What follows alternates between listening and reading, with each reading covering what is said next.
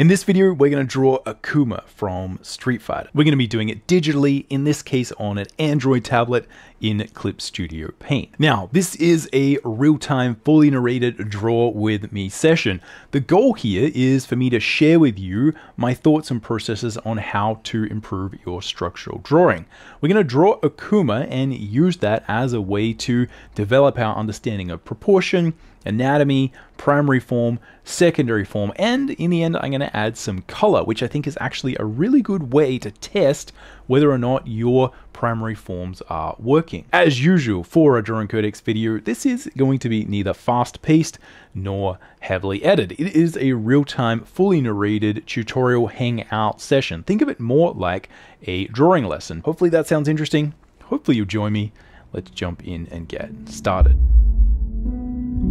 Alright, welcome to the Drawing Codex. My name is Tim McBurney. I've been a professional working artist for over 20 years, and on this channel, we're all about drawing cool stuff from our imagination, embracing the challenge of drawing, and mastering the craft of line and color illustration. Now, if you'd like to learn more about line and color illustration, you can check out my free Quick Start Guide. It's aimed to get you up and running quickly in Photoshop, developing your own simple, reliable line and color process and style. You'll get access to all of the brushes and Photoshop documents and tricks and tips that I use as I create the illustration in this guide. It's free, the link will be in the description, so go check that out if that's something you're interested in. All right, here we are at the drawing table. Now we're going to be drawing Akuma and using that as a way to look at structural drawing, anatomy, and just as a simple sort of drawing lesson.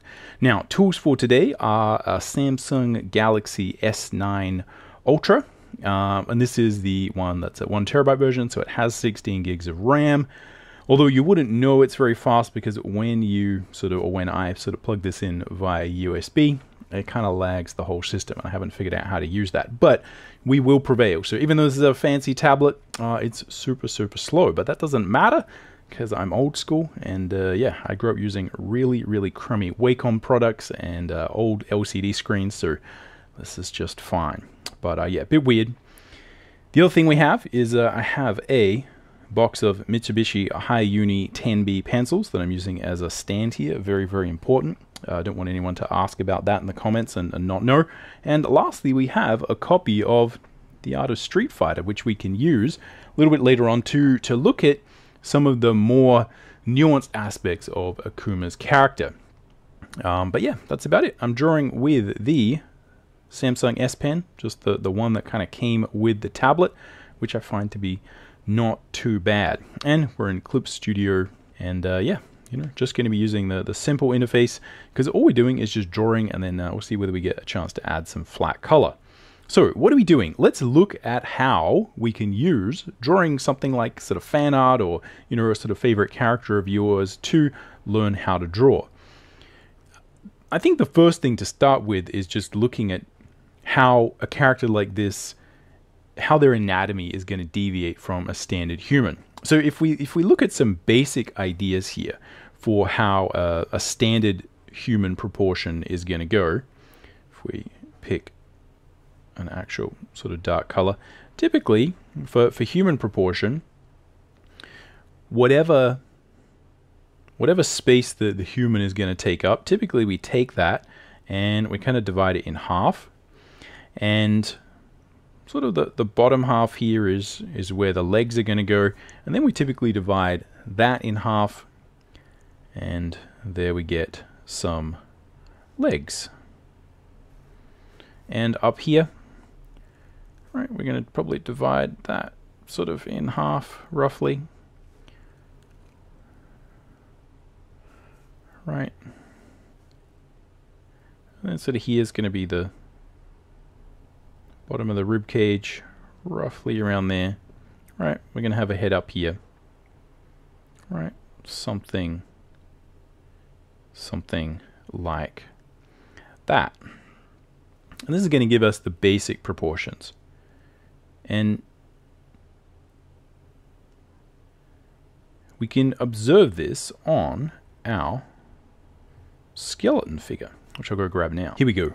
Got the skeleton, which is going to give us a pretty good indication of of what's going on. And you can see it's essentially the same thing here.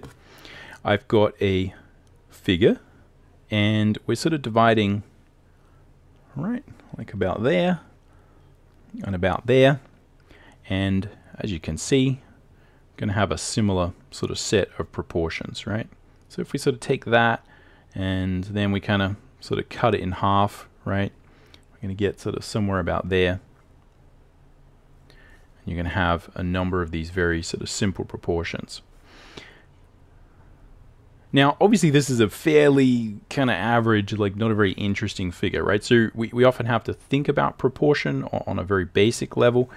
But obviously then the next thing we need to do is enhance it. And well, that's basically a big part of what this is about. So we've got the stick figure. And then what we would do after that is look at how we add some simple primary form here. So I'm going to add some primary form for these basic muscle groups. And as I often like to discuss with these simple drawing demos, is essentially a lot of the human form is made up of bones, right, with muscle. And although if you look at the muscle, you can see that, you know, there's a lot of different muscles there, there's a lot of different things. Mostly what we have is the primary form that we're trying to get to in the beginning. And a lot of that is just these big, what I would describe as a drumstick, right? You kind of have the bone, but then you just have like a big sort of chunk of muscle that makes up sort of the primary form that you really need to worry about. Especially as we exaggerate the form, as you see, these become more and more important. So I kind of have these spherical shapes for the shoulders, right? Boom, boom. And then I've got some sort of drumstick shapes, right? And this is the drumstick. We've got a bone with a giant chunk of muscle on it, which is essentially what a drumstick is, a chicken leg. The next thing we have to look at is, you know, things like the leg muscles, which are going to be sort of similar, right? We've got drumstick there, drumstick here, drumstick here. Now, you may be thinking, why are we doing this, right? You know, this doesn't look super fancy, you know, just sort of very basic drawing, but this really is all we have to do. We have to look at basic proportion and think about how that kind of changes once we move and add some stuff to our Akuma figure. So let's try that again, but we'll try and make it feel more as if it is a heroic figure. And then as we go into drawing Akuma, we'll look at how, you know, we make it very specific to this type of anatomy. Again, keep in mind the way that you draw Akuma is going to depend very much on your style, right? So let's sort of take the same sort of set of proportions, and what I'm going to do is not necessarily make him that much taller or anything like that, but you know, we can maybe let's make him a little bit taller, right? And again, sort of go halfway, right? So I've got, if this is the entire proportion, boom, this is halfway, and that means the legs are going to be here, right? If we sort of look at the proportion about halfway, right, that's kind of what we're going to get. We're going to get our rib cage here, right? We're going to have our hip bones here. So this is the same thing, and what we need to understand is that normally when it comes to anatomy, the big thing that's going to change is the muscles. And we kind of know this because people often, you know, get jacked, right? They take a bunch of, you know, protein powder / steroids / whatever you want, and they drastically increase their muscle mass. But the skeleton is in many ways staying similar. Again, you know, there's people, the skeleton will change a little bit, right? Bones can get sort of stronger, bigger, again, depending on what you're taking, but in most cases, it's just very sort of simple. So yeah, this gives us a good indication of what we want to do. So I'm taking the same basic idea, right? Got sort of a head up here. And I'm just kind of being pretty rough with these proportions. We need to get pretty close, right? With a lot of this proportional stuff, we need to get somewhat close, but not too crazy, right? then the elbow is going to end somewhere around the navel and the bottom of the rib cage there.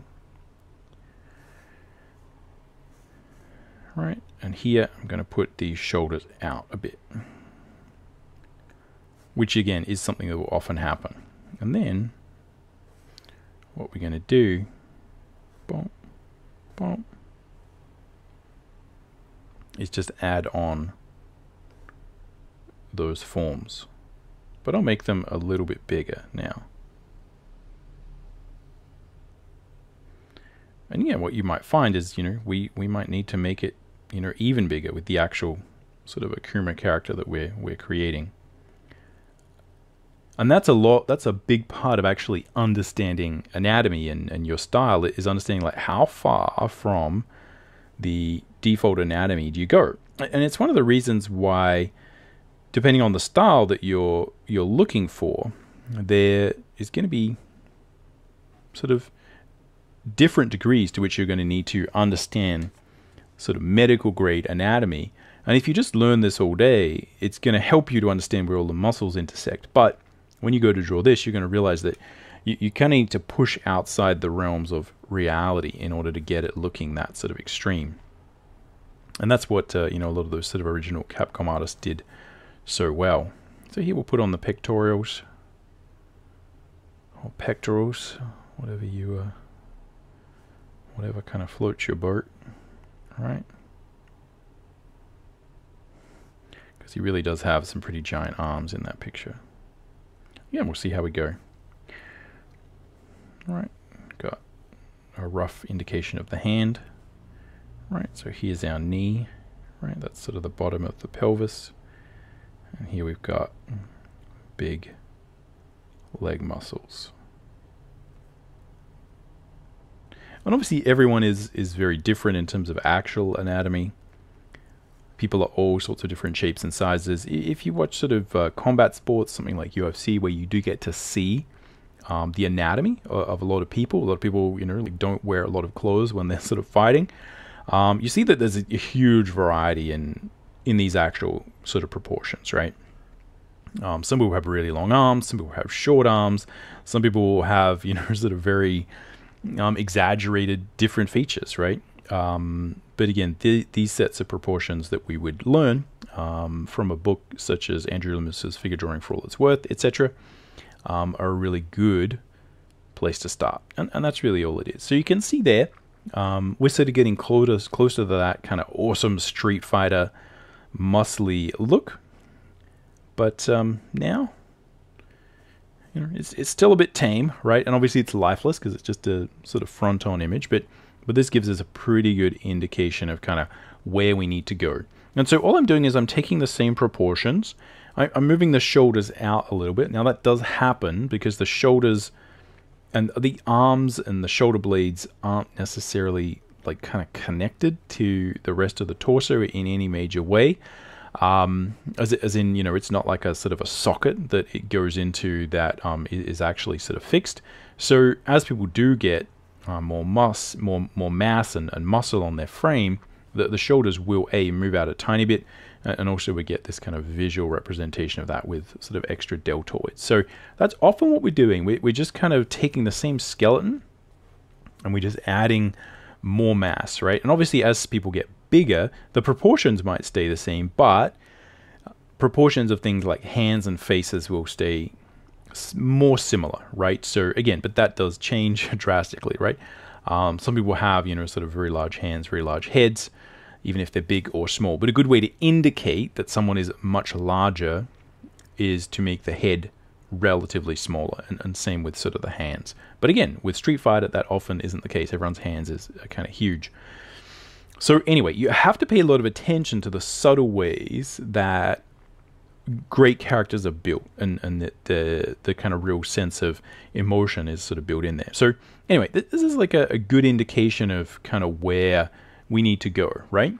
We're looking at, and I'll just move over to, see if we can go over to a more sort of analytical view so you can actually kind of see what we've drawn. Looking at the actual sort of screen there. And yeah, we got some basic proportions. These are the kind of things you need to practice here.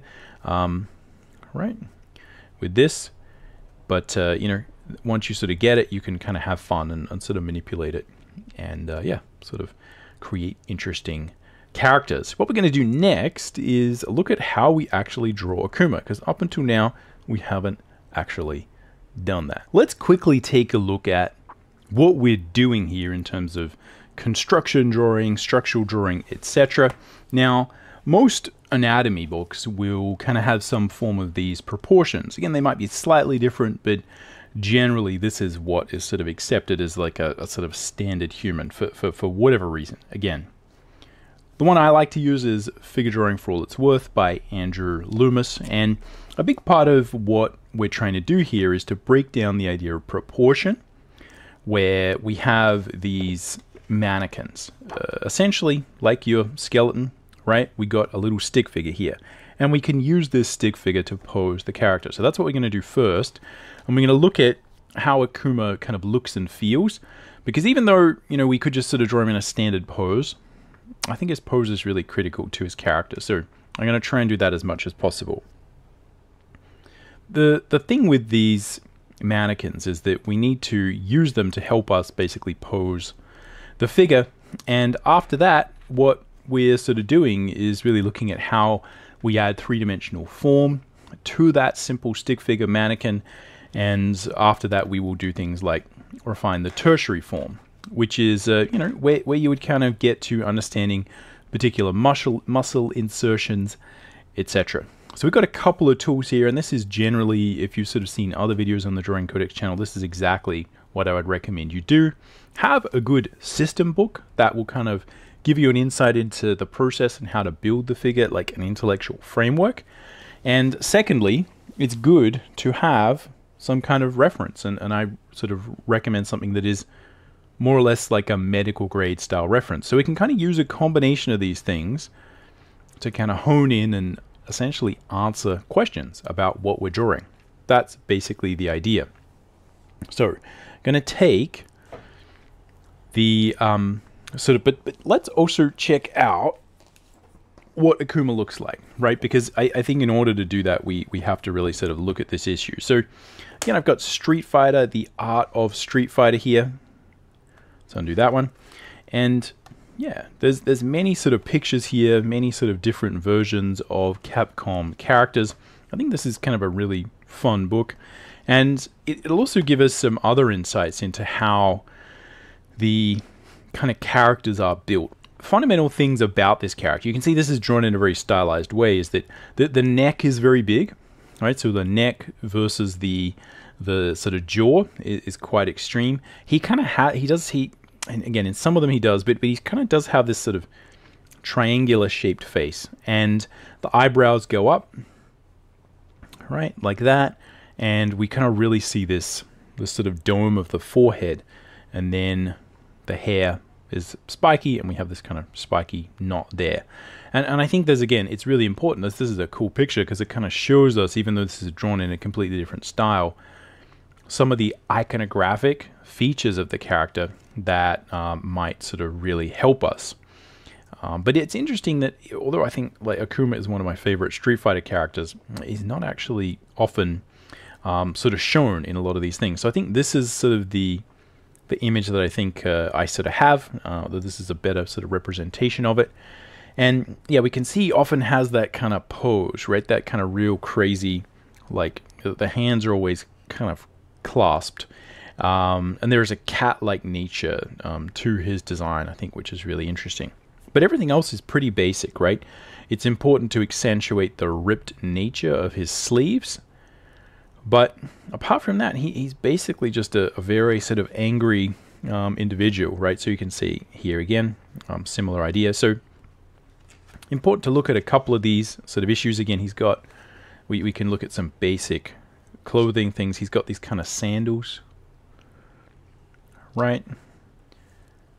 And yeah, if we sort of look at the kind of necklace he's got on, it's often kind of underneath the clothing, right? So it's not actually that big. Yeah. So again, just kind of looking at this is what I'd sort of try and understand, is like what's happening with the face. The face is, he often has that kind of downturned sort of fish mouth sort of look. The ears are actually kind of sometimes a little bit kind of pointed, right? And yeah, sort of just sort of interesting to note all these little bits and pieces. And again, often the bridge of the nose is kind of flat with the forehead. So, which is very different to you know, some of the other characters, but a lot of the other characters do have that particular look, right, and feel, right. A lot of the other kind of more bad guy characters. So anyway, that's kind of what I'm looking at, but I'm just going to use the one that I have on screen, which is essentially the same image. It's just been sort of, something's happened to the color. It's just sort of pushed it a little bit. Yeah. So I'm going to get rid of this layer because we don't really need that. And I'll make another one that's a sort of sketch.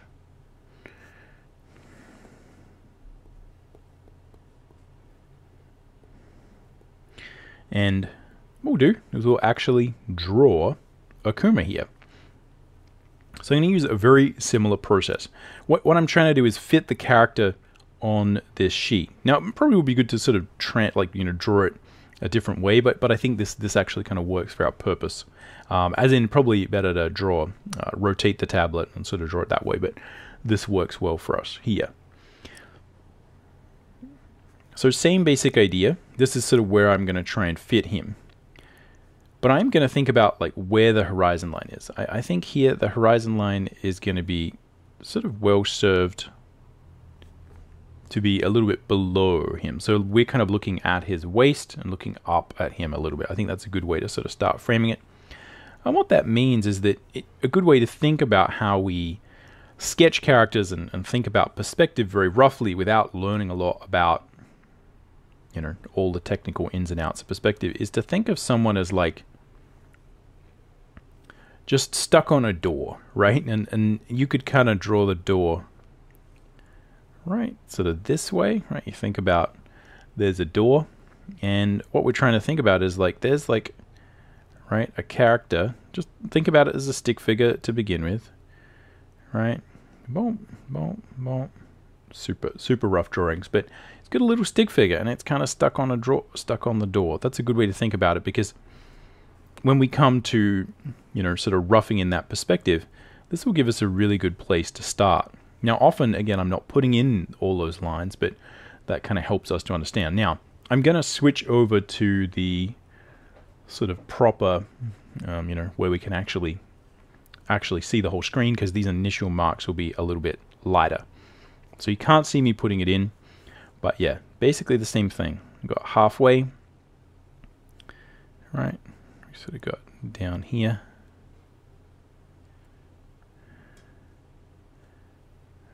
Right, and so we're going to have, so what I'm going to do, and I think this is a good way to start, is I'm just going to sort of rough it in and get the proportions kind of sorted initially. Now, if you're sort of drawing for emotion, or, you know, you're really trying to draw for, you know, drawing a cool picture of Akuma, which is not really what we're doing, then you might want to start a little bit differently and really sort of rough out the pose. But what I'm trying to do is demonstrate how we can sort of draw fun things and learn at the same time. So I'm kind of just going to put in the rough proportions first, and that'll sort of give me an indication of like, oh, okay, I get this is going to work.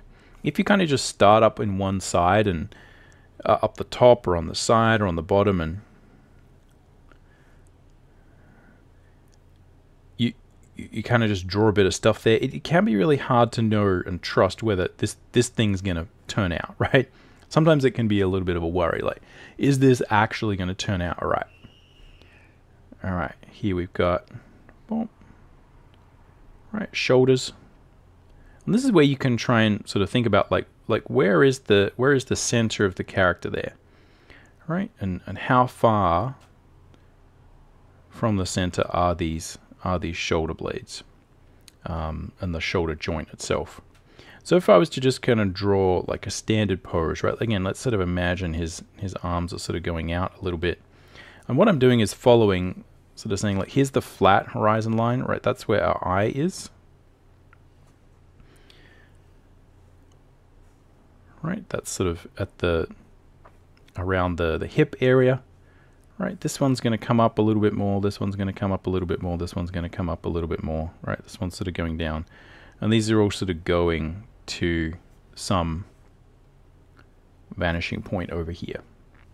And that's basically all we have to worry about. Now again, this stage of the drawing is not going to look good. We're just figuring out proportion, and especially, you know, typically drawing digitally at this stage looks far less entertaining and interesting than the drawing on paper, because you know, the line quality tends to have a nice feel on paper. But if we were to sort of rough it in, right, you know, this might be close to what we get, right?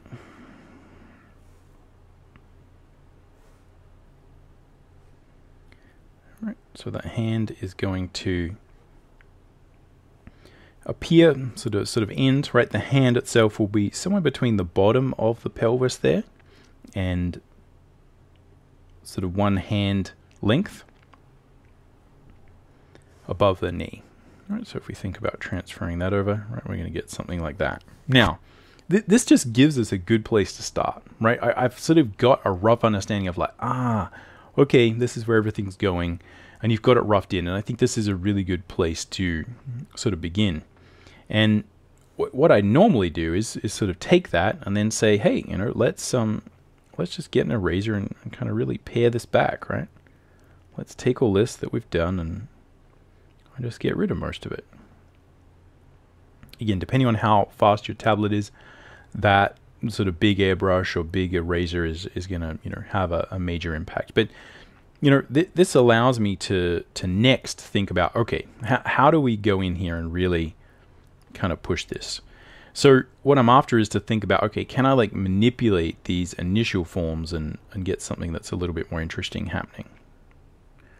Right, so one of the things we're going to sort of look at is, you know, I think his head is going to be a little bit more forward. Right, he's often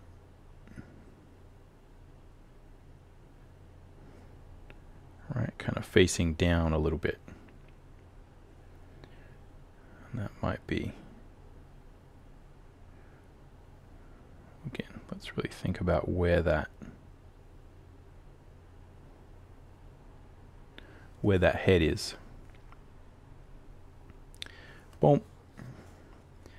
And let's think about where that sort of neck is. Because you can see here again, like this kind of chin, this kind of face, it does get pretty close to his chest. And then what we're sort of after is like a pretty kind of exaggerated, like he's sort of really puffing up his chest. So I'm after the center, right? I've got center line roughly of the face, and I'm trying to find center line of those kind of pectorals. And then we're going to put in this primary form. And again, the trick is that when we're kind of here, it can be super hard to know, like, is this a good drawing, right?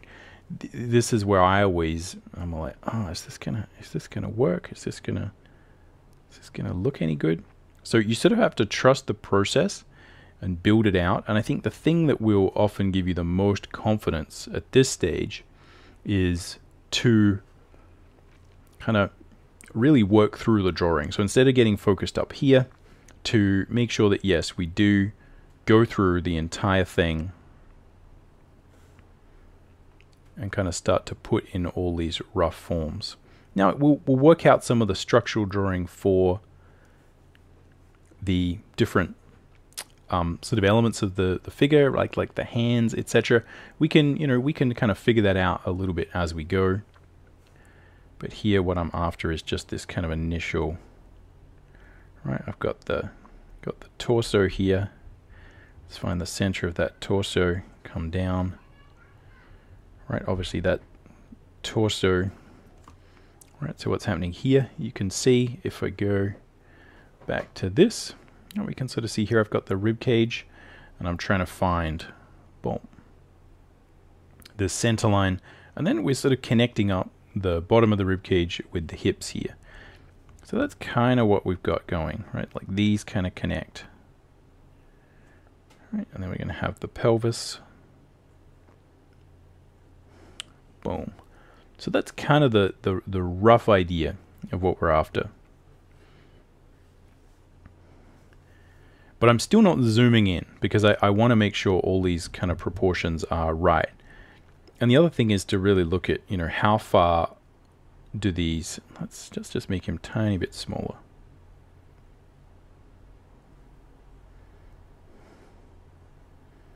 Right, just move it up just a little bit.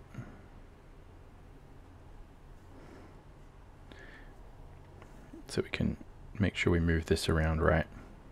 Yeah, so I feel like we need to make these legs go out even more to really kind of nail that wide stance that he has. And again, think about like, where do these hands end?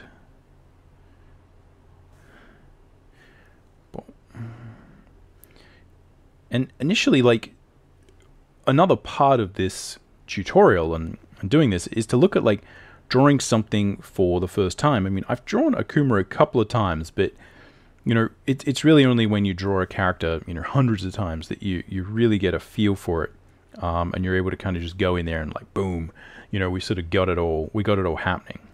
Initially, often, yeah, we kind of have to ease onto it, and it's a learning experience, right? You got to kind of figure out what is going on. All right, so I've got, remember, got our drumsticks, right? And what's happening here? Does this go out more? All right, I'm going to have this kind of hand somewhere over there. All right, got a drumstick here, and let's just line up all these primary forms. All right, make sure that, you know, top of that lines up with this. What about where the deltoid attaches to the side here? Right, let's make sure that attaches. Boom, boom. So yeah, we'll see again. I feel like I could probably also look at some of this perspective a little bit. This arm might be popping out a little bit. But yeah, this is going to give us a pretty good indication. And now again, let's put on, right, these sort of rough primary forms. I mean, this is not really anatomy. This is just drawing ovals, right? It's like sticks and ovals, and that will get you most of the way there. Boom. Yeah. And you can see that, you know, there's some serious calf action going on for these characters, as well as feet, right? The feet are not dainty feet. And it gives an interesting set of proportions, right? The whole thing really gains a very sort of interesting look. And what you see is, again, as you make the feet bigger, right? We kind of want to make the hands bigger, and then we want to make the arms bigger and the shoulders bigger.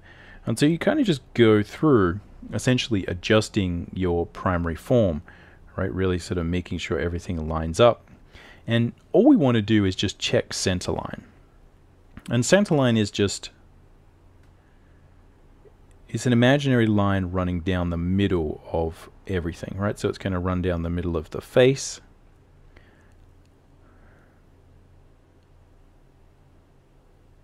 Right, like this. And it's also going to run down the middle of the torso.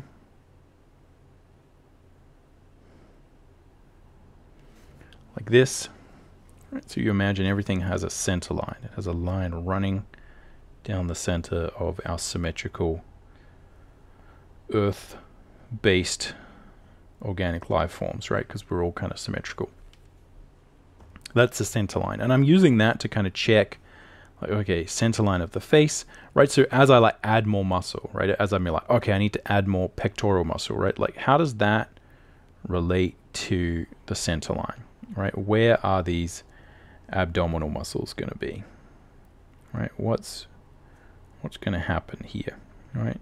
Again, these, and I'm doing also a lot of drawing through. And drawing through is just where, if I need to find a particular point in a drawing, it's going to help me to draw through. And the more that I draw through, the better I'm going to be able to understand what's going on. So here I'm kind of trying to think about, like, where does this line come down? But I'm thinking about where the lats are going to attach onto the arm. And so sort of thinking about, like, oh, they kind of come around, wrap around, attach under there, and then they wrap around, come in, attach over there. So it's kind of like they're sort of like hidden in up here somewhere. But that means, you know, I can sort of visualize, okay, like here's that shoulder joint, here's the bone, boom, right, and here's that lat, right, and it actually is going to come in behind, like, again, this is like drawing inside the anatomical structure, but it actually wraps around that sort of upper arm bone. And again, the more you draw through, the more you add that type of structure, the easier your life becomes. Okay, so let's see.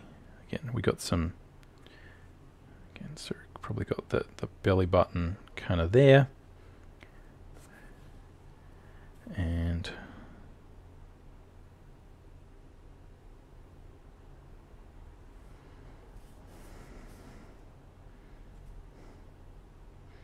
again, we can, you know, we can be a bit creative, right? We can draw like people with 8 abs or 10 abs or whatever. It's Street Fighter land, right? It's just fun. And again, I'm going to add some extra muscles there, although these might not be in the super cartoony Street Fighter land, right? Boom, boom. Again, we could make these legs pretty epic, because I think they're going to be pretty epic, right? If you look at the calves, the quads are going to be there, but you don't actually see them that much. And again, I think that kind of helps that sort of look to a certain degree. All right. So I think in the beginning, it is really useful to think about your structural drawing in this way, where we do draw everything, right? So draw the anatomy, and then we'll put clothes on, right? Like that's kind of fine. But a big part of what we need to do here is look at, like, which way are these forms going, right? So here, this arm, and again, I'm sort of copying that kind of pose because I think it's a good thing, but obviously I'm drawing it from a completely different angle. If we wanted to draw it from the back, or, you know, from sort of bird's eye view or ant's eye, worm's eye view, like whatever, that would be it. But I'm kind of just using it as a good example of sort of how to learn the character. A major part of this is thinking about, okay, essentially we have our drumstick here, but that also could be thought of as a cylinder, right? As a toilet roll or some other kind of cylinder. Again, I'm going to draw through. And it's good to think about which way these cylinders are going. So this one, again, I'm sort of looking at it and I'm thinking it's kind of coming at us, right? And this is coming at us as well.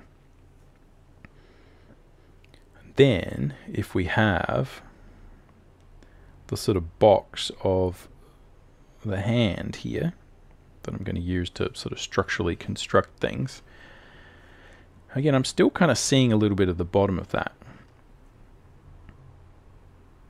And again, this is going to help me to place some of these other forms on the character. Now, this is all rough, but it's starting to give me an indication. Now, the thing I need to think about here is, like, what's happening with these? Where's this box?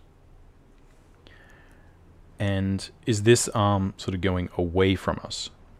So if you sort of think of, you know, simple sort of cylindrical form, here we've got some tape, right? What I'm after is kind of looking at it and saying, like, okay, yeah, it looks like this one is kind of coming at us like that.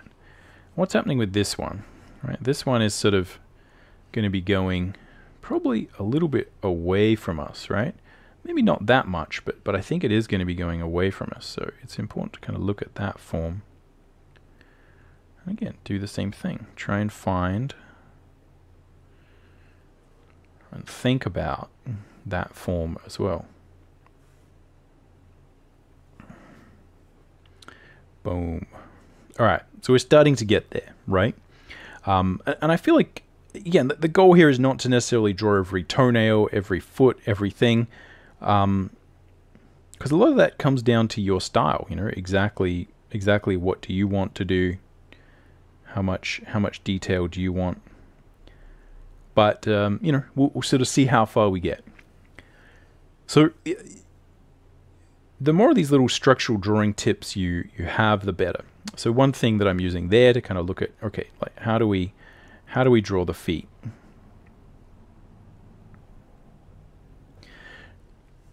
So for the foot, I've essentially got the heel of the foot, right? Heel, and then I've got the ball of the foot, ball, right? And then what I tend to do is sort of put in the big toe, right? So I've got the heel, right? I've got a drumstick sticking in there, right? Although obviously there's two bones there, but metaphorically speaking, I got the ball of the foot there, boom.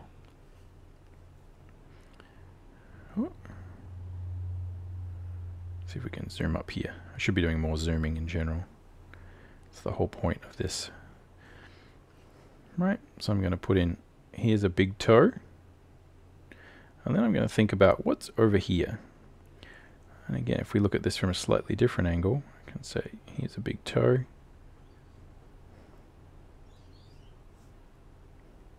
And again, you know, you can construct this however you want. And here I've got the other toes, right? And often this sort of middle toe does actually come out further than the big toe. Again, just all dependent on anatomy. But a really simple trick is to just say, I'm going to divide these two toes and these two toes apart, right? So you got 4. Really simple way to do that is just be like, let's draw this line first, and then now I can divide these ones in half, right? So draw, forget the thumb for the moment. We're just trying to sort of draw this bit, right? Let's draw this one first, and then that one, right? This gives us a good indication. Otherwise you do this where you kind of like, oh, I missed out the little toe. And yeah, that's why, again, you know, just thinking about let's divide stuff up, let's draw through, let's add a little bit of structural drawing, and the more you can kind of think of it that way, the better, right? So boom. And, you know, then we're going to just sort of exaggerate some of these features, right? Some of these different bones on the feet, right? These often come out a little bit further, and we can sort of maybe push those a little bit to give us, yeah, just a bit more silhouette pop, which is often what we're after, right? We're after like these big, accentuated extremities of the silhouette. And again, this needs some refinement, right? You know, this is not by any means sort of perfect, but yeah, that's sort of what I'm sort of going for there. Same thing with the hands here.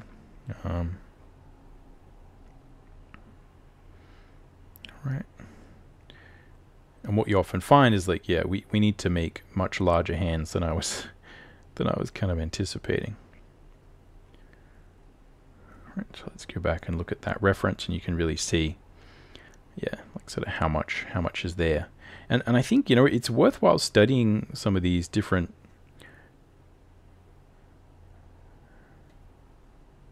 sort of hand positions, right? Because this will give you a really good indication of what makes the character feel like the character.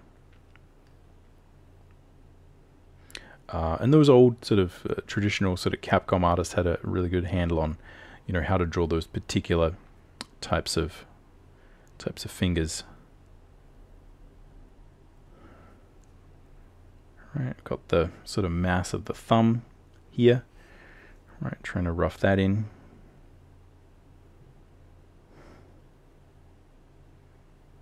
Yep, and we sort of got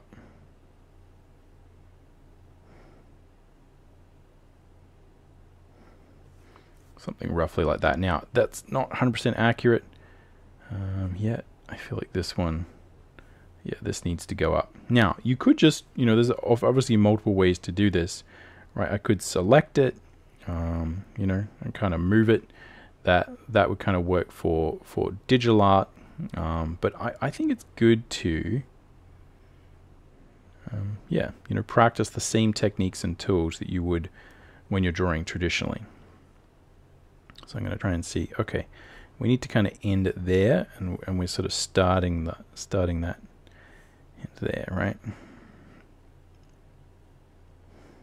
Again, we'll see if we can come back and refine these in a little bit.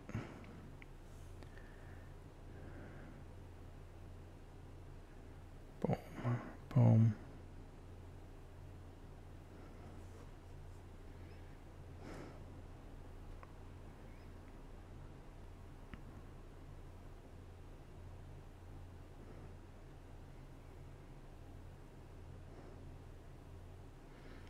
Again, just sort of roughing in, because sometimes it's good to get the general sort of gesture in there before we get too fussy about the structure. But yeah, you certainly could, you know, play around with you know, sort of moving things if you're working digitally. This is something that often is good to do, because when you are sort of working digitally, it can be a little bit harder to really see like what's going on. Alright, so I might want to try doing that, as long as we sort of pay attention to where everything's going.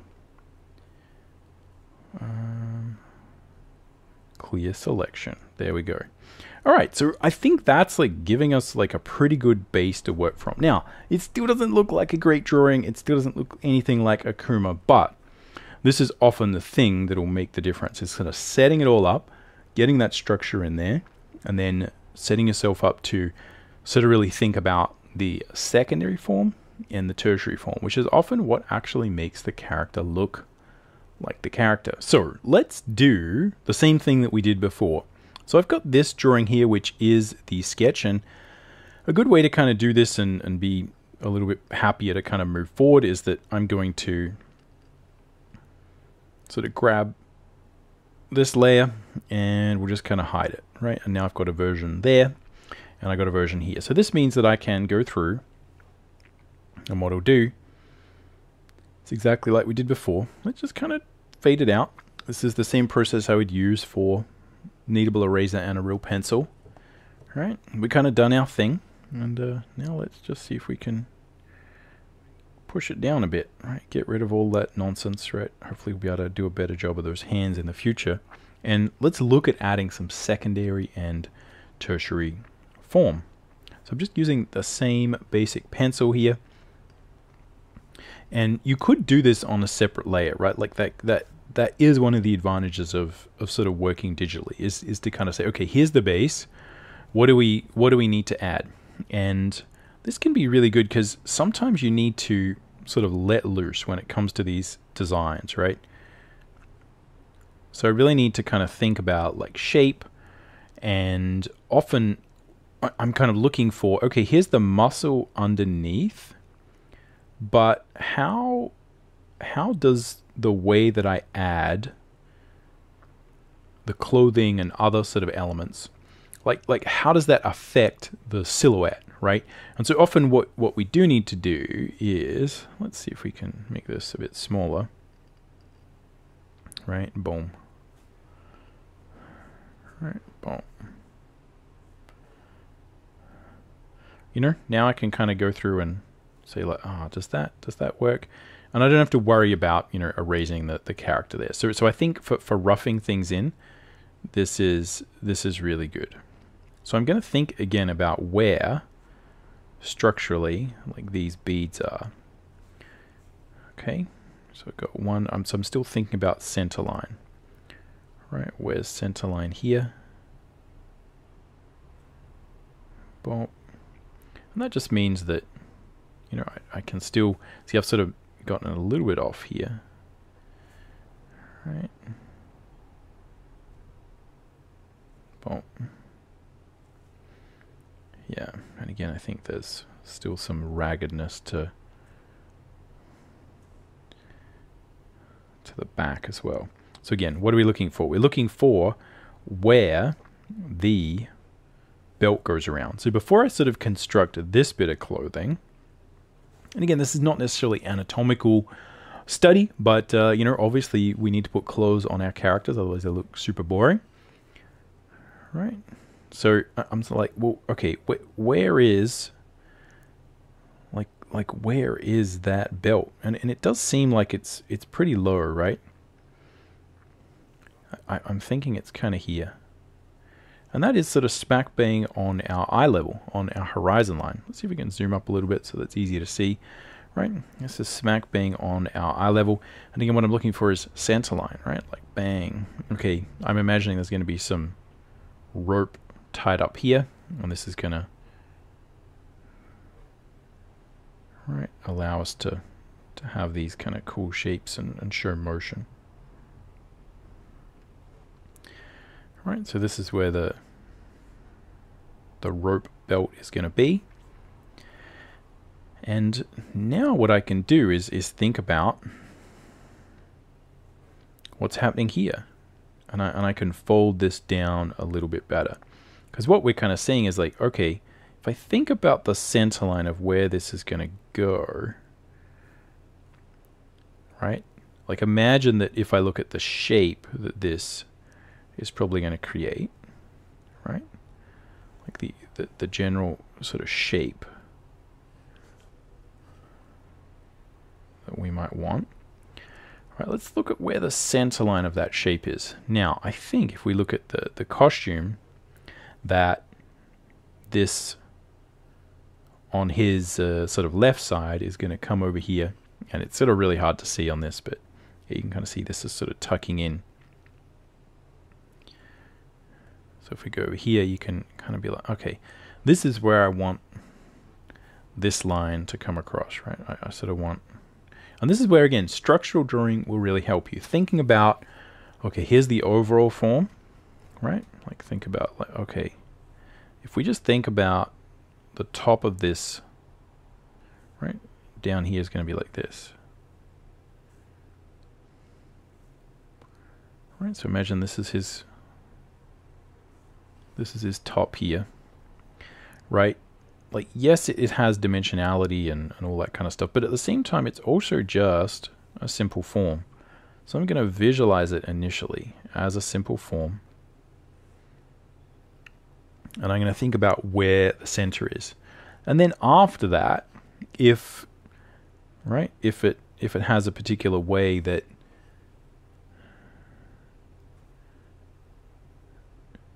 the sort of collar goes, or again, these things sort of wrap around, then I'll put that on. Because again, it could be different, right? It could be that maybe it sort of crosses over here, right? Maybe we get something like this, but I still want to think about where this form is. And that makes it a lot easier to, consider the shading and, sort of general form there. So that's kind of what I'm thinking of, right? This sort of goes along here. I think this then is going to come out. Right, boom, like this. This is going to allow us to see some of that kind of musculature. Boom. Right, got again. So we're going to have abs, and yeah, almost like we'll be able to see a bit of sort of shadow in there, right? Cool.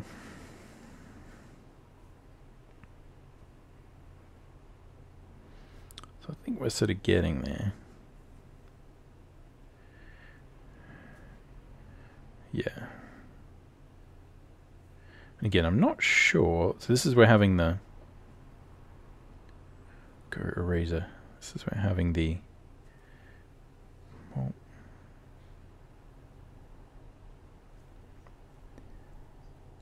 separate layers really helps, because I can kind of think about what's happening with this.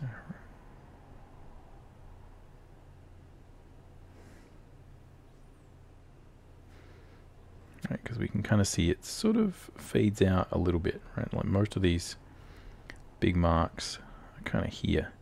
And the other thing we sort of notice that's worth paying attention to from a costume design standpoint is that, it sort of looks like this as well.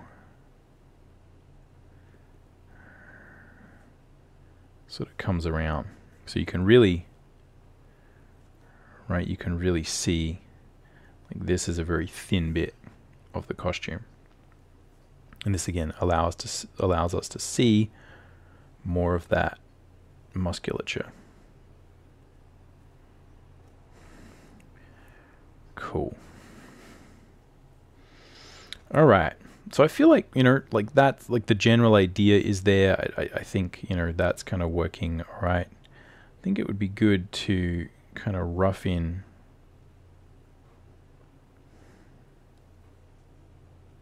these. And this is another form of that toilet roll. Just drawing a cylindrical form.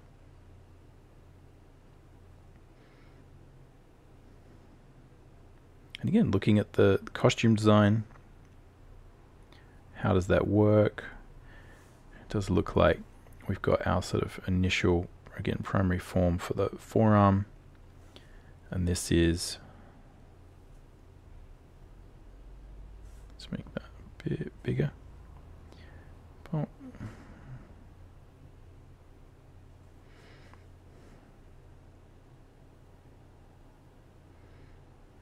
Yeah. Something like that feels a little bit more realistic. And then these hands really kind of come out. So again, we'll look at that in a little bit.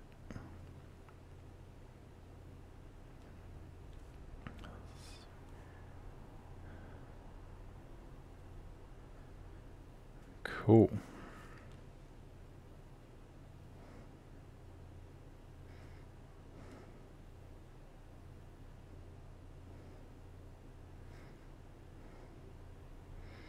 Yeah, so I'm not sure how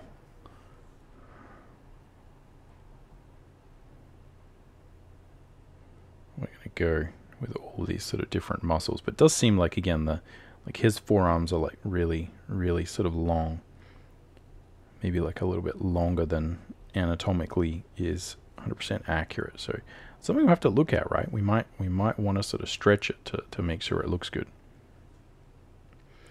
Cool. All right. So let's look at, you know, roughing in these pants, because I think this is going to be sort of useful as well.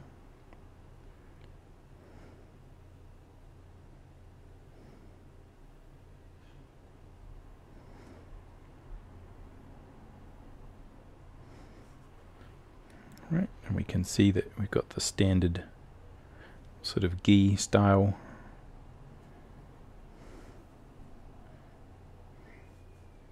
uniform. Now the question is, again, proportionally, like how far does it come down, right? You could probably look at you know, sort of real world examples there to get a better idea. And the other thing we can look at is like how long are these ropes, right? It does seem like they are quite long. And then we can get rid of these, and we're still there. Boom. All right. Let's add a little bit of overlap there. Boom, boom.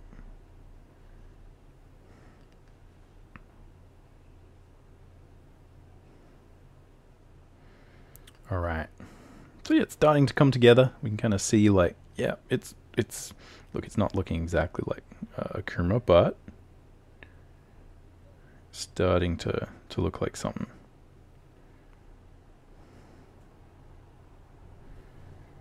Okay, so let's again, I feel like if we want to just do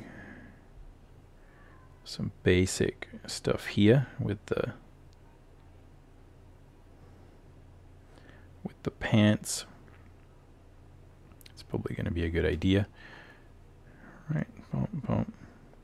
So, you know, one of the good things about drawing digitally is we can, you know, sort of zoom out. Right, it's a lot easier to sort of nail some of those big shapes. Then we can sort of zoom in. Right, it becomes a lot easier to nail some of those other shapes.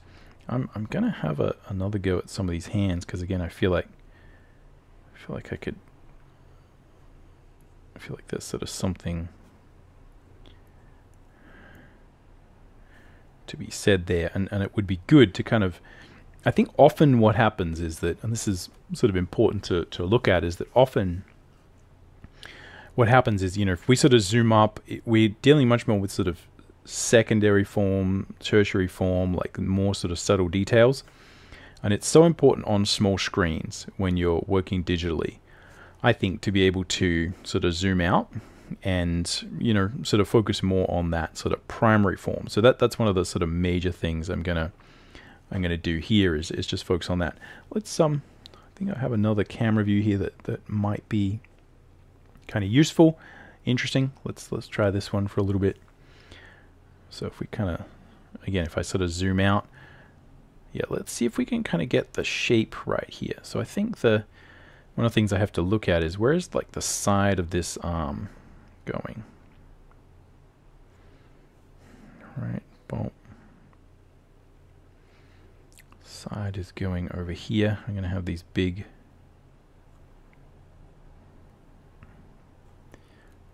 sort of triceps.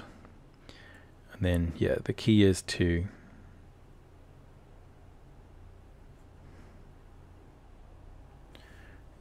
really get these looking a bit longer. And it could just be like, look, he just kind of has really long arms, right? Like that's kind of just part of the character. Like I am sort of feeling like, that is something that kind of needs to happen, right? So again, remembering here's my horizon line somewhere around there. Right, let's boom, see if we can get this happening over here. So here we're going to have the bicep, right, sort of inserting here.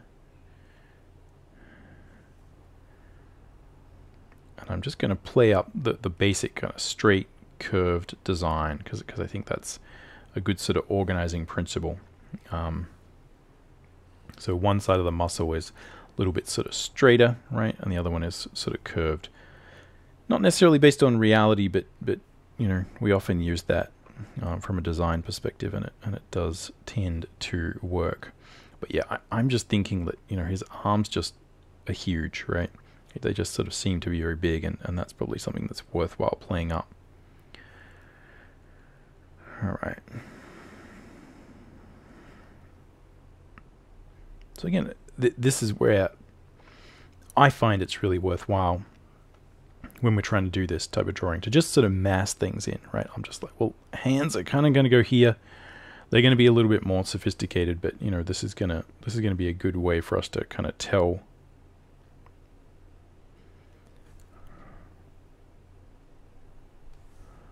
what's going on.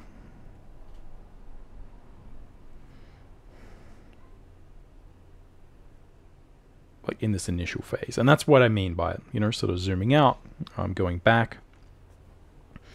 I would say, like, if we were to do one of these sort of digital edits, one of the things I kind of see is that probably, right, if this kind of was to duck in here, I think that might be kind of a good thing. Just a little bit. Right, let's go there. Clear selection, and then let's get rid of this because that's going to create some sort of bad tangents.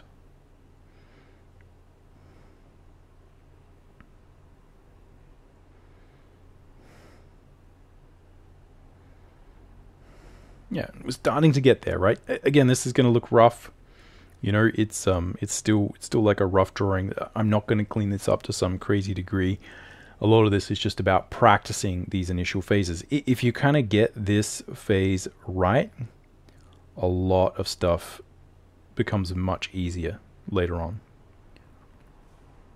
If we mess this up, everything becomes hard and challenging. So, that's why we sort of focus on this phase. Also because, I want to keep these sort of let's draw Akuma, let's draw Chun-Li, etc. style videos a little bit shorter. All right.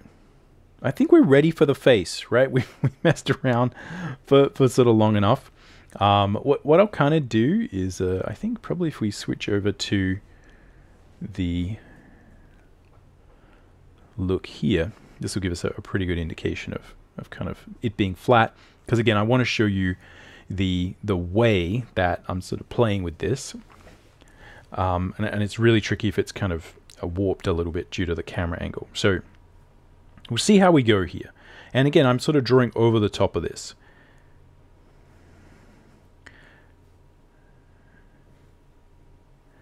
And we'll see how we go. This will be a first pass, right? Because I know from experience that this is, right, like this character's face is challenging. It's got its own idiosyncrasies.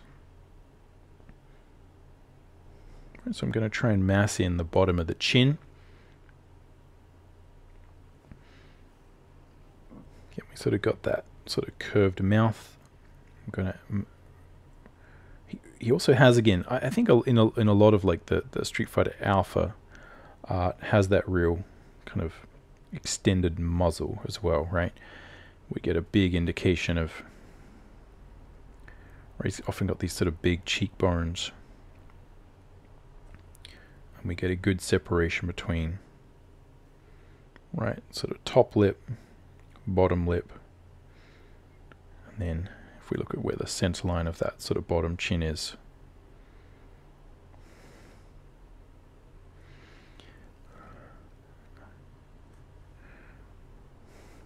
Again, weird, maybe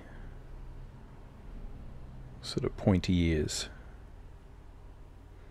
So again, this is not feeling 100% accurate to me yet, but I'm just trying to feel it out. And it's also important to understand, like, again, you need to have good expectations when you're going in. I have an expectation that this character is sort of challenging to really sort of get right from a facial perspective.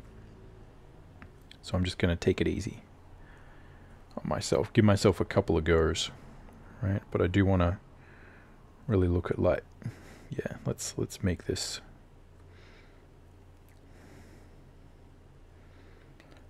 neck huge. I think that is something that's like a defining characteristic. And so what we're doing here is just finding center. I'm tracing over, and then we'll kind of see if we can, you know, look at some of the things that are happening here. So yeah, maybe it would be good to play with those wider sort of jaws, and yeah, just again this sort of face that kind of blends up. And these sort of weird, it's almost like, yeah, he sort of doesn't necessarily have eyebrows. Again, a lot of people will probably know more about this character than me, right? I mean, I played this character a lot in the video game. But, you know, this drawing lesson, it's not about how to draw perfect the Akuma. It's about how we learn to draw through representing different characters and playing around, right? So I'm going to make mistakes here, right? We're not necessarily going to always get it exactly right. But hopefully, if you sort of practice this, you'll be able to, you know, experiment and ultimately sort of get it right yourself. And I don't think, you know, it doesn't matter how many times you kind of draw a character. Sorry, it doesn't matter like how good you are as an artist. Like often the first few times you draw a character, you know, it just sort of takes a while to really kind of figure out what makes them tick. All right, boom. Okay, so we got.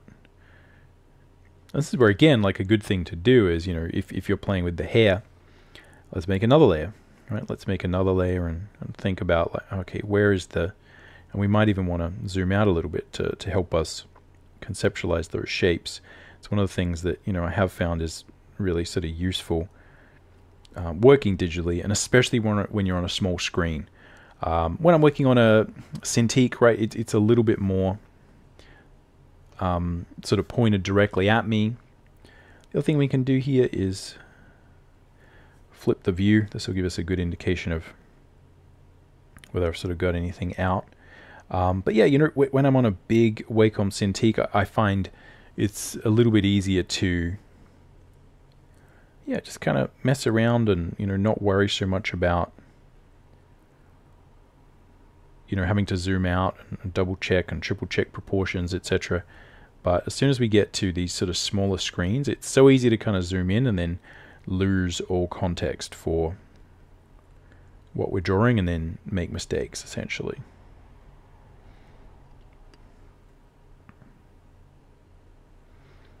Alright. And the other thing often he has is, like, you know, does often have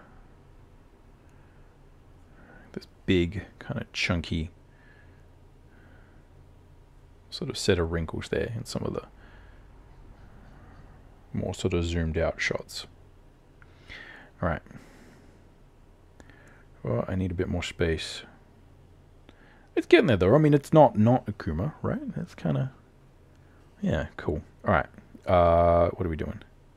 I think I have to just, this is where it's sort of annoying, because again, in Photoshop, I'd know how to select all these kind of layers and scale everything down, but here, yeah, can't quite do that.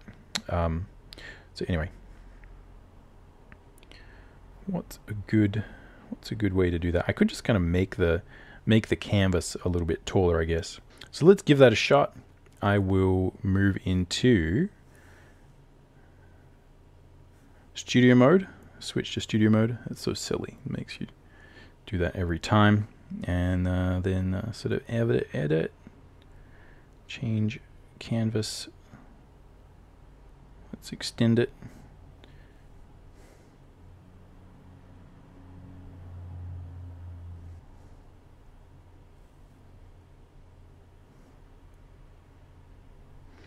Boom. All right. Well, that worked surprisingly well. Let's go back into switch to simple mode. And now we can keep drawing. All right. So again, basic idea here, if we look at our reference, right, is that we got these kind of spiky hair things.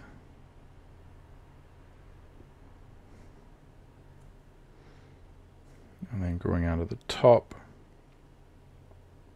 is like a cool kind of shape, right? And I think this is very much something where we need to kind of zoom out, right? Think a little bit more about the kind of simple shapes and where that goes.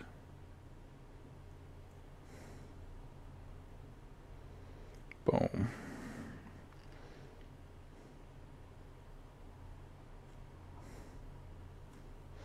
And we could certainly play around with the sort of magical eyes he often has. Again, I know they have a name. If you're a Street Fighter fan, I apologize. Boom. All right.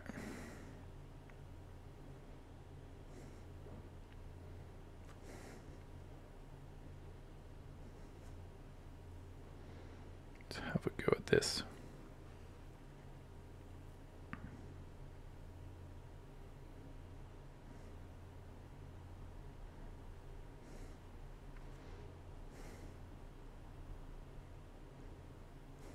So yeah, it's this is exactly the kind of stuff that you will kind of learn, right? Is exactly how the hair goes, how to get the right kind of vibe and feeling with that, how to make the shapes overlap nicely. The more you draw a character, the more you're able to fine-tune all of that. So yeah, I think that's kind of working all right though. Again, it'll come into its own a little bit more if I kind of get in there and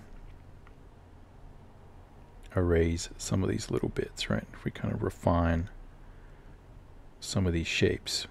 It can be very tricky to know like how those are going to work.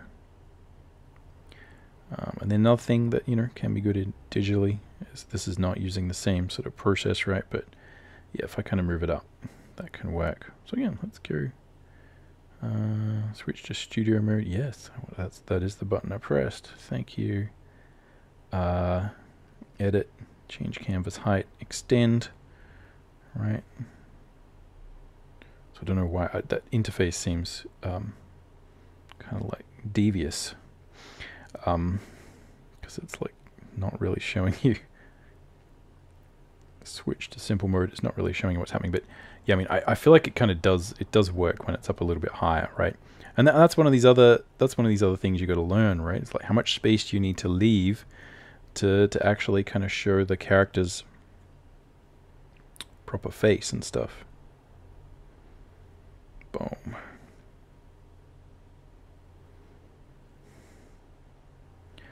Yeah.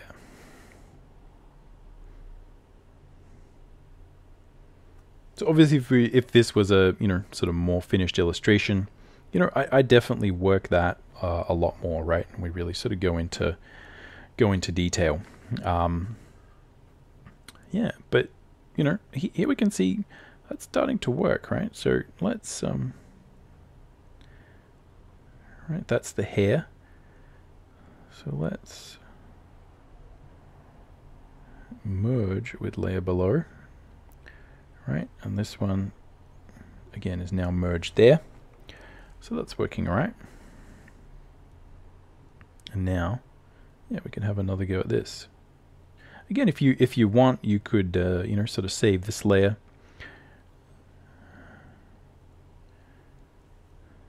and also keep in mind again, my goal is not to do some sort of perfect. Let's flip that back. It's not to do some kind of perfect version that's exactly the same as the game version, right? My goal is to make it something where this is like the Tim McBurney version of how it would sort of look, and again, that's something that would be refined over time.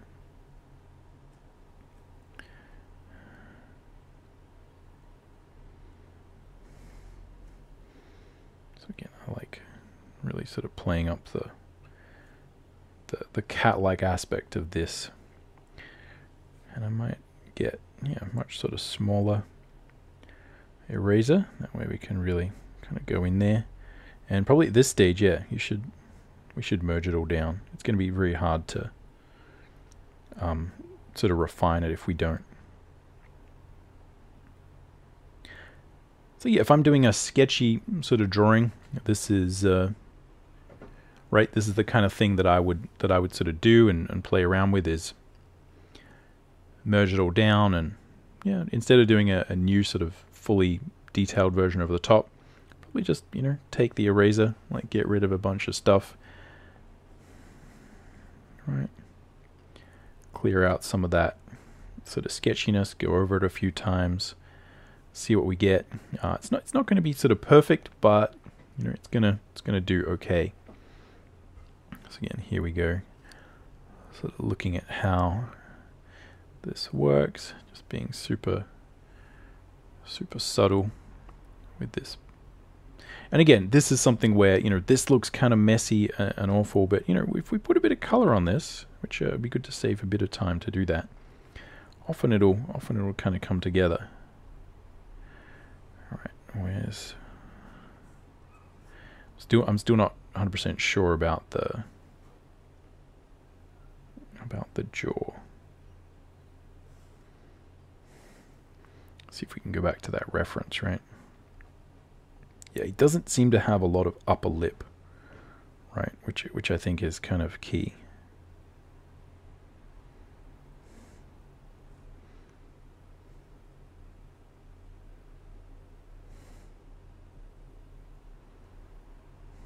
Boom.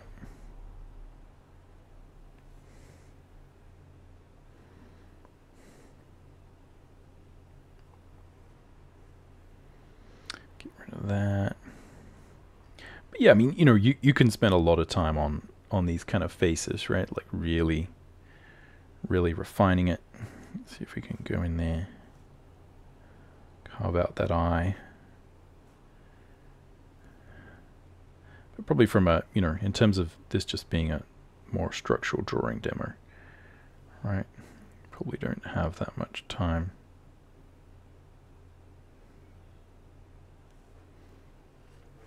To do that.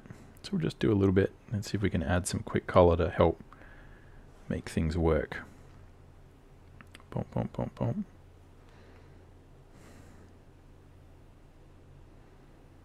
Ear.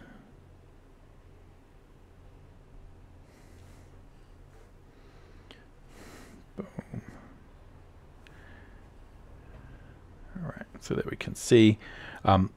Might be like a little bit wonky on some of the perspective here in terms of like where.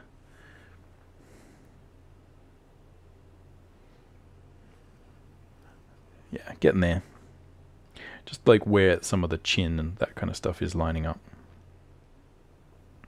So if you want to take this further, probably, you know, you'd spend another hour or so, you know, doing another version of lines. And, you know, taking what we've done and refining it and making it less kind of sketchy and, you know, working more on that kind of tertiary form. But what I'm going to do, I think, if we kind of zoom out, like, does it look like Akuma? Does it kind of look, I mean, it's not Akuma. I feel like the face isn't quite right. Again, it's dealing with a bit of my stylistic affectation. But I think it's kind of in the right ballpark. But yeah, I think what we'll do is just sort of look at adding. Let's see if I can get this eye right first, because I think that's important. But yeah, just going to look at adding a bit of color and see if we can kind of see what we've done, because I think that's also something that's worth doing. So this is, I'm not really being that structural with this eye. I'm kind of putting it in there based on sort of what looks cool, right?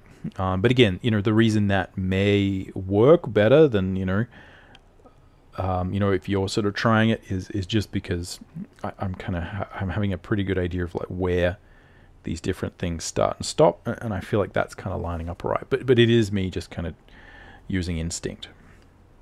All right, so yeah, I feel like you know, it's kind of there. Again, we could probably, you know, finesse a lot of other areas here as well. Right, here we got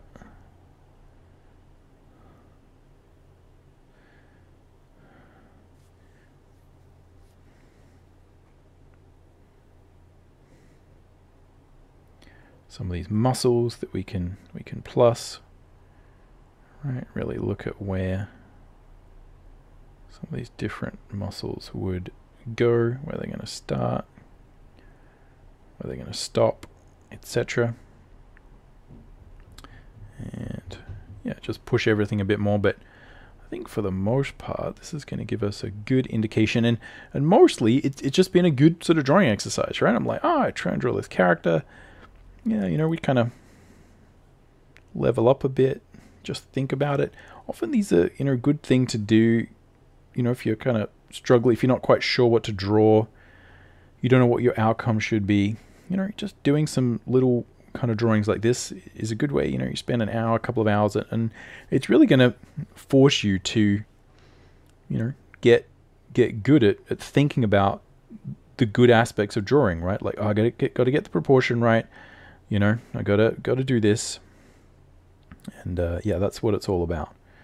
Thinking a little bit more structurally, and you know, taking the pressure off your creativity, right? Like not necessarily worrying about, you know, I've got to come up with some cool idea. You know, sometimes, especially, you know, again, if you haven't been drawing for a while, that can be a real challenge, right? And maybe you just don't want to deal with that at this moment. Doing some fan art can be a good way to look at that. But you know, it is also worth mentioning that, you know, I don't do a lot of fan art. I'm not that interested in a big way. You know, I think we're all much better off doing and creating our own work. You know, our own worlds. And I think being inspired by, you know, sort of cool styles and creating your own sort of version of it is a much better way of, you know, paying homage to the artists that have come before us versus just kind of, you know, drawing their characters and stuff. But, you know, that's just me. Everyone is different. I know a lot of people really like sort of fan art. You know, that's often why people start drawing. Anyway, I think we're kind of there. Let's add some color and see if we can kind of make some sense of all this. All right, just before we do that, I'm just going to add this little bit to the costume. Again, with these, I'm always, when I'm sort of running out of time, the number one thing I'm normally dropping is, you know, sort of detailed versions of the hands. You know, often that can take just a chunk more time But yeah, maybe I'll do one of these with a character that kind of has a lot of hands or something. See if I can really kind of focus on it. But yeah, so here we got the, essentially the sketch, right? That's all there. What I'm going to do is just look at, okay, that's the sketch. Let's put some color just kind of underneath it. Come on, there you go.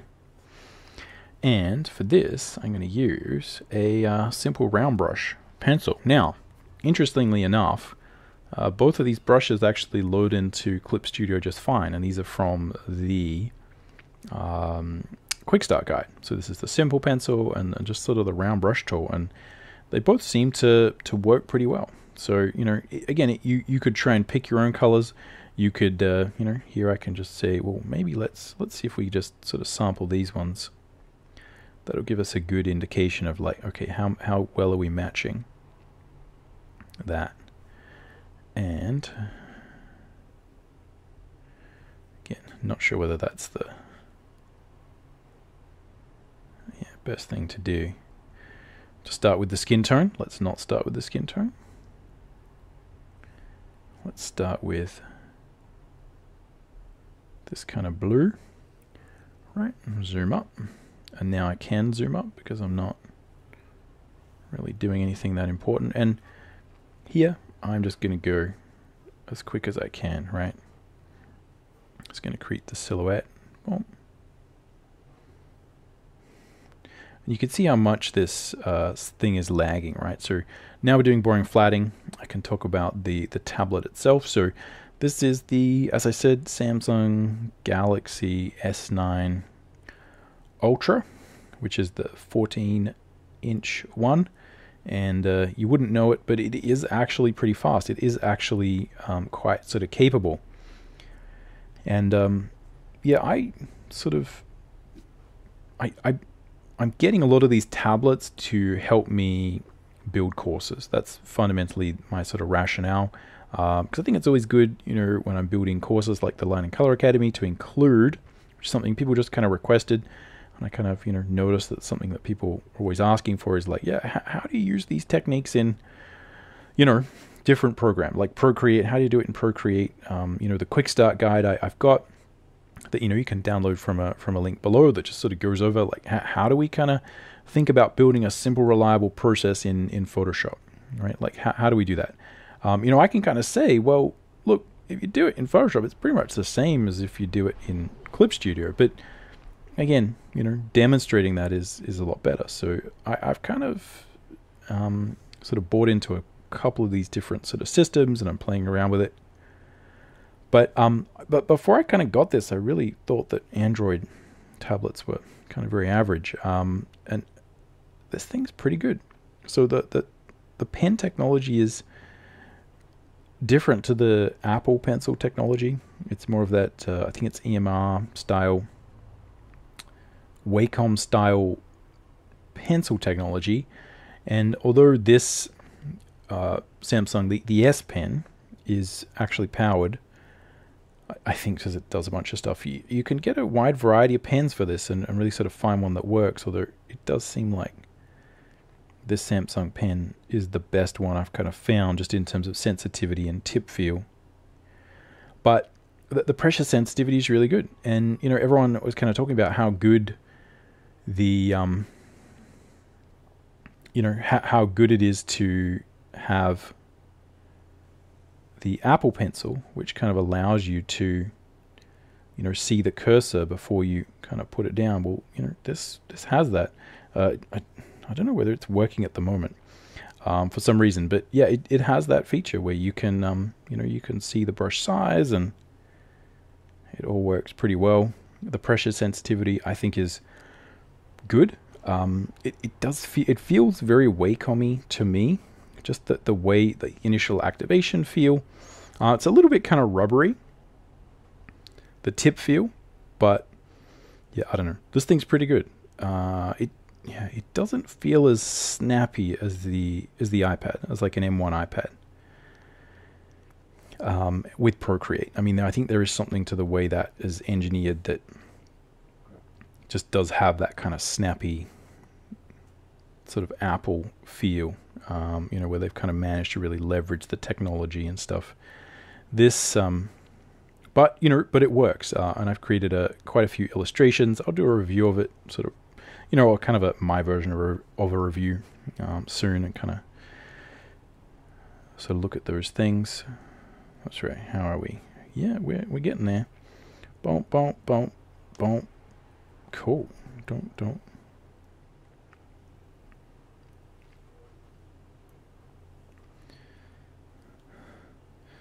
Yeah, there we go. All right, let's lock the transparency. Yeah, now it's locked. Let's make a clip there. Yeah, so I'm kind of surprised, right, by how sort of effective and I think sort of good this tablet is. It's huge. The screen is great. It comes with a pencil. Yeah, you know, like it's good.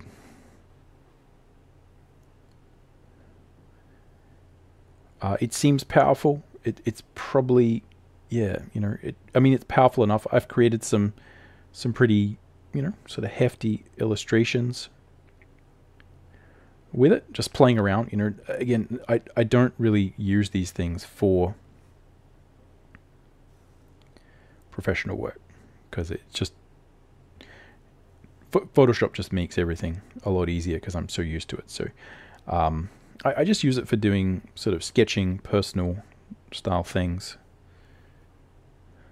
Yeah, but yeah, one day I always plan to try and do a cover or something with it.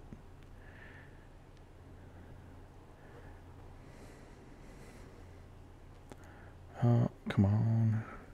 So yeah, probably actually I'm just gonna merge these. I don't think there is actually. I think life is actually going to be easier if they're on the same layer. Yeah, and I'm not going to do any sort of crazy rendering or anything here. Just having a look at, okay, if we just add some color, because this is the fun thing about, you know, these sort of digital tablets. I feel like this is the whole point. I've done a lot of these sort of draw with me videos, right, with pencil.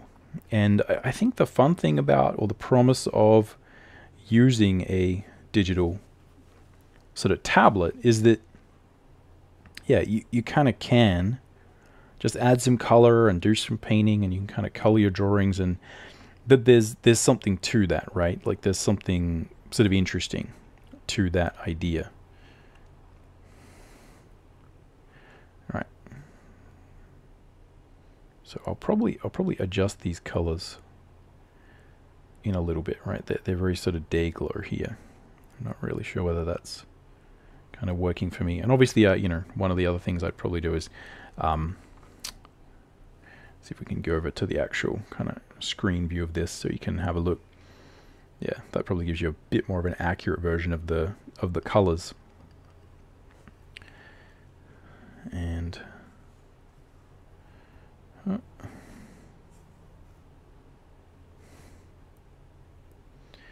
boom.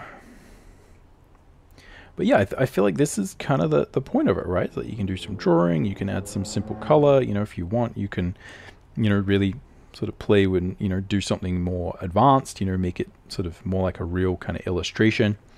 But I think, you know, a big part of it is that, you know, we're just able to kind of sketch and be mobile, and that's kind of part of the enjoyment of it. So I'm just going to, yeah, just sort of tone this down a bit. Boom. And same with this. Right, let's just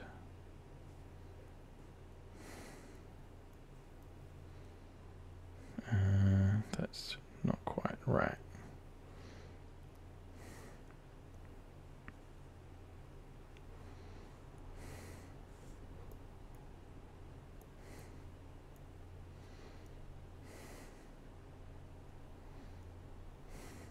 Yeah, I feel like that's a little bit more, it's a little bit less kind of day glow. Same thing for these. Let's just get the color. It's going to reduce the saturation a bit, basically. And move it away from the magenta, although I think that would be cool if this was a bit brighter. Yeah, that's not too bad.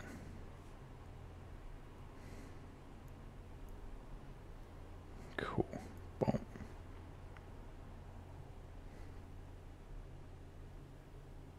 Just super simple flat color.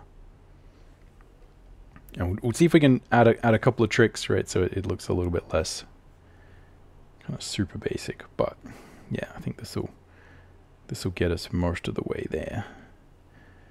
All right, same thing here. So it's probably better for me to adjust these colors here at this stage, as like before I kind of put other stuff in, because then it becomes fiddly. All right, let's increase the saturation there a little bit.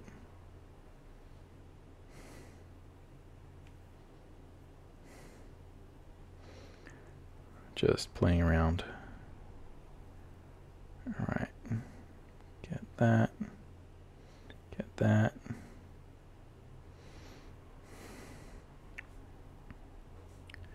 All right, go for these kind of more crazy white eyes. Yeah. So again, I feel like, you know, this does help to contextualize what we're doing, and I think also show that, you know, you often have this kind of sketchy mess of stuff, right? And yeah, once you kind of add a bit of color, it all comes to life. And this can be a really good way to kind of check your drawing, because I think if you know, just do a sketch and then add a little bit of color, again, it kind of proves like, oh, okay, yeah, these things are in the right spot, right? Yes, this is working. You know, yes, this is looking good. So yeah, I think that's kind of working all right. Let's go forward. Just again, often what I think about is like, let's make a new layer, right? Let's oh, I can click from there, and let's make this. Actually, I'm gonna make a new layer in there. Let's make this one hard light, something like that. Boom. There we are. Come on. Hard light, and then let's pick lower saturation. I'm going to go just about a bit way. Yeah, I think sort of 39, something like that. Let's pick a cool shadow. Sort of saturate it. Let's see what this does. That's yeah, that's probably a bit dark.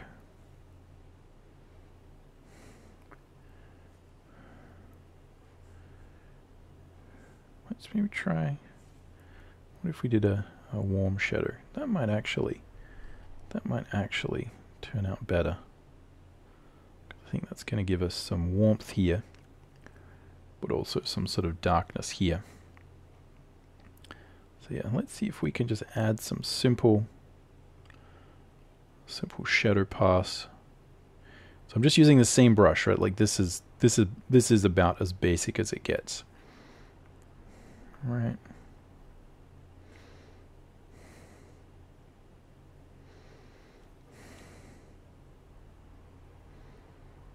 And again, this is a very, very rough pass. But if you really thought about and sorted out your form here, much of the sort of rendering here will be easier, because I already kind of know where most of my shapes go, right? And again, he's still looking very day-glow. Don't worry, I have some plans to fix it. Let's zoom up, right, so that you can see a little bit more what I'm doing. I'm kind of zoomed out because I think it's pretty useful to just be sort of zoomed out and looking at the at the bigger shapes here, right? So here, boom. Again, I often I sort of forgot to finish that sentence, but yeah, I often kind of think about, okay, I got 5 minutes. What can we do, right? Like, can I make this better in 5 minutes? You know, it's very easy to, you know, sort of be fiddling around and sort of saying like, oh, maybe if I do this, right, it'll make it a little bit better, or maybe if I do this. But you know, here I'm just, you know, maybe if I add a bit of flat color, if I add some tone, right, make it slightly more interesting. Right, what can I do in 5 minutes? How can we improve this? How can we take this to the next level in 5 minutes? What can I do? And if you keep sort of doing that, I think it often avoids, yeah, kind of like messing around too much and, yeah, just kind of getting lost in the weeds. So again, I'm not sure on the anatomy of these forearms, right? It's a bit sketchy.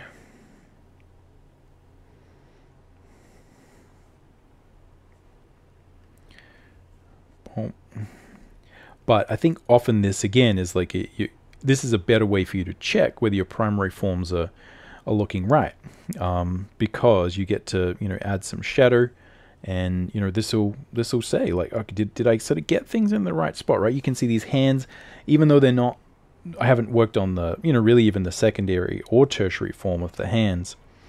I can sort of check that, like, yeah, the basic form is there, because if I, you know, sort of shade the bottom and shade the top, you can kind of see where things, you know, sort of were or are sort of going.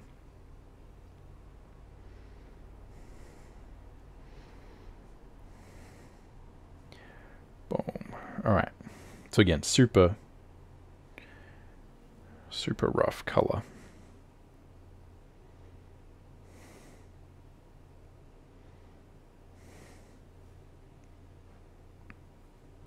Zoom out, because the more I zoom out, right, the less I'm gonna stress about the specifics of all this. Oh,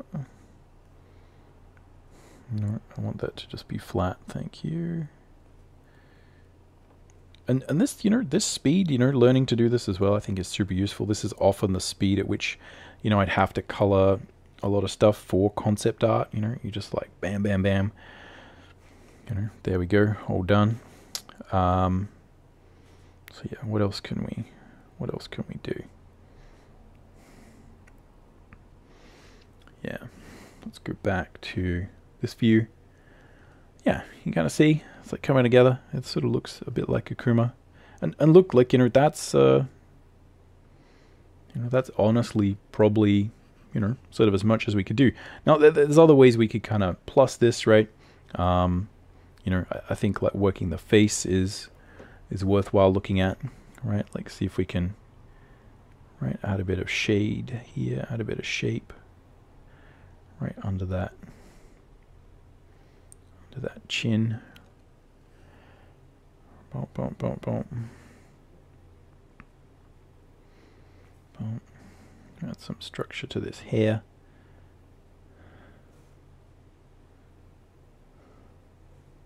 So again, there's, as I said, there's ways that we could plus this and make it better. You know, sort of start to add rendering, start to add tone. I'm really just trying to be brutal with it, because again, like, to me, this kind of tells me whether or not I've got the. Well, we don't want a sort of a happy Akuma at all. Yeah. This kind of tells me a lot about how well I've kind of created the basic forms, if it sort of works at this level. But something you could easily do is, like, let's just set this to like a lower opacity, right, and add some sort of secondary tones, right? Again, this is a once-off sort of thing, right? If I go over again, it's gonna add a little bit more, right? We can easily start to get, you know, a little bit too much, right? But yeah, you know, can go in there, add a little bit more subtlety. Boom. But yeah, let's see if we can get this hair right.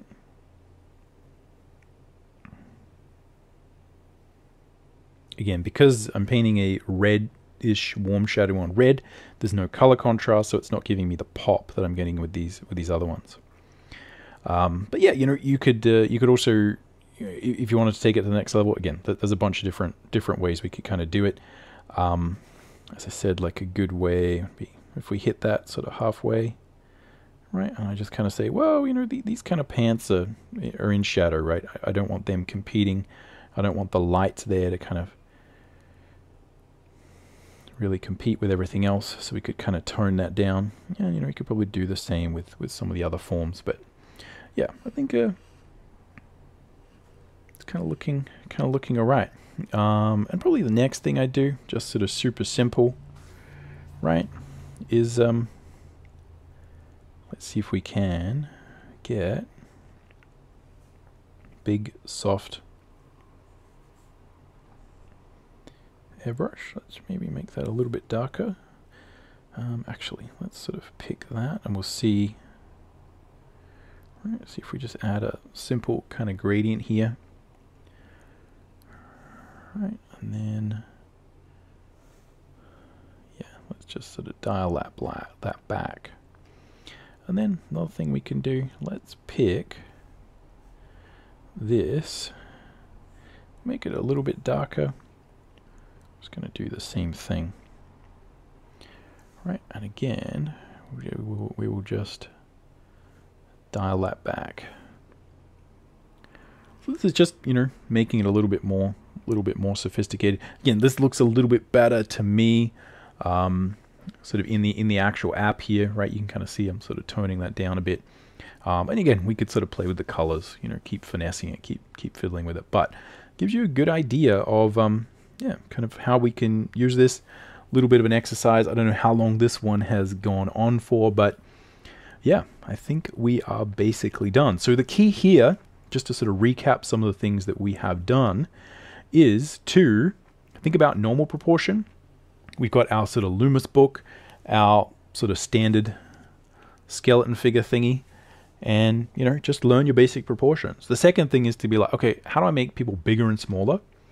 And then when you're looking at taking on a challenge like this, where we sort of have that Capcom design style, right? It's really a matter of just taking it to the next level, of saying like, okay, how are other people exaggerating things, right? Like what are they doing to really get their stuff to, sort of pop, right? In terms of shapes, how far do they go? I think this is a great exercise to do, because often when you're learning anatomy, you are kind of doing this, this kind of medical grade stuff, which is kind of good. That's what will make you a really good artist, but it's also a bit boring. So understanding like how far you need to push things, how big do you need to make those deltoids, how big do you need to make those hands, those faces, how much do you need to exaggerate the facial features, and this will just give you a really good understanding of how far you need to push things when you're doing your own sort of character designs and things. So yeah, super basic sort of set of things that I think you can kind of play around with. And then again, I would really sort of focus on building and understanding that sort of primary form. And I think one of the really good things you can do with that is just kind of look at using the idea of adding flat color here to help you see whether or not you've got your primary forms right. Because again, it's really hard to tell initially whether your primary forms are any good when you're kind of in the beginning and you just got this kind of random sort of lame sketch, right? When you're just dealing with lines, you may actually be doing really well, right? You may actually be laying in your primary form really well. That may actually be working just fine. There we go.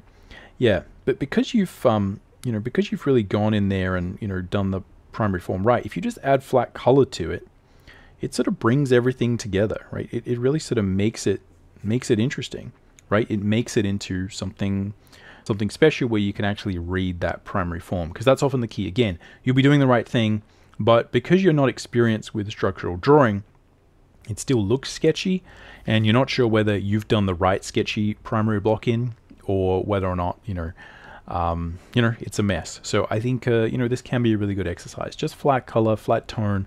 Think about the forms, and this will give you a good understanding of how to iterate primary form exploration, which again is really the foundation of good drawing. Anyway, I could keep going. Let me know if you've got any questions about this one. I haven't done one of these for a while, but yeah, I wanted to sort of play around with this tablet, do another sort of let's draw Akuma, because I think, again, he's my sort of favorite Street Fighter character. But yeah, let me know if you've got any questions about sort of Android tablets, this tablet in particular, sort of structural drawing, flat color techniques, etc. If you want to know the basic idea of how I do this, again, it's going to be in the quick start guide, or again, you've kind of seen exactly how I've done it in Clip Studio. So anyway, thanks for hanging out. We'll see you in the next one. Happy drawing.